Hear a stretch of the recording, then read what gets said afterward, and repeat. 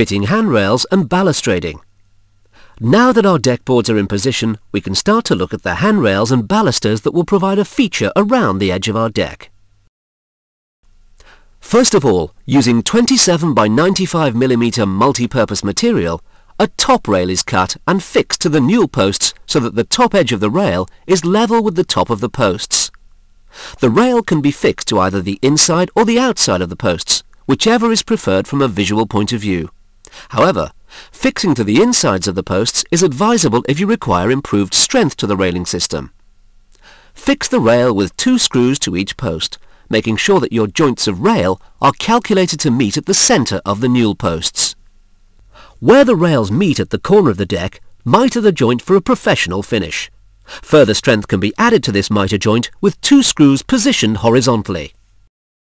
Base rails can now be fitted to the posts around the deck in a similar way. Remember that the bottom of the base rail should be no more than 100 mm above the top of your deck boards.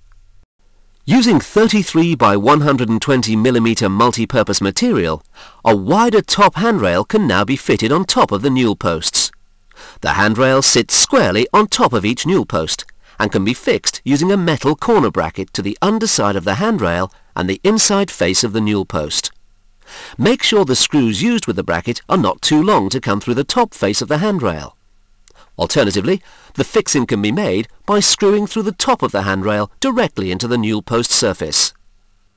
Once again, where the handrails meet at the corners of the deck, use a mitre joint for a neat finish. Using 33 by 33 mm multi-purpose material, balusters can now be fitted on the inside of the top rail and the base rail. Cut balusters matching the distance between the top edge of the top rail and the bottom edge of the base rail, less 10 mm at their base. The bottom of each baluster should also be given a chamfered cut for a professional finish. Balusters should be fixed with intermediate gaps of no more than 100 mm. You will need to work out the number of balusters for each section between the newel posts and their exact spacing to provide a consistent design. Once you've calculated this spacing distance, cut pieces of timber to use as a consistent spacer guide. Screw fix each baluster into the top and base rails using 2 screws in each fixing. Pre-drill the screw holes to help prevent the timber from splitting. On our deck, we are utilising 85 by 85 mm Grecian columns to provide a lower level railing system to make a feature of our existing magnolia shrub and allow for its continued growth. The Grecian columns are first turned upside down, positioned at the required distance apart, and a section of 27 by 95 mm multi-purpose material is screw fixed to each column with 4 screws, 1 in each corner. As we are creating an outer corner to our deck, the rail section is then mitre joined across the last column to a second run of columns. New for 2005 is a Grecian newel, which could now be used in this position. The mitre joint is again strengthened with horizontal screws, pulling the joint together. This jointed section is now turned the correct way up and screw fixed in position on the deck boards with the ends of the rails meeting the newel posts.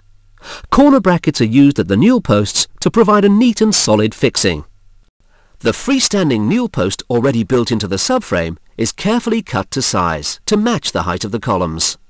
We used 85 by 85 mm multi-purpose material for the newel, but as an alternative and more ornate option, Q-Deck has since introduced a Grecian newel post, measuring 85 by 85 by 750 mm long. Sections of top rail are cut to fit over the top of the columns, with a mitre joint at the corner. The top rail is screw fixed down into each column, with a screw at each corner.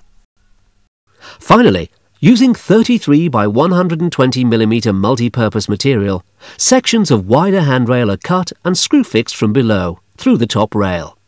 Each end of the handrail section, where it meets or overlaps the newel post, is given a chamfered angled finish with a chisel for a professional touch.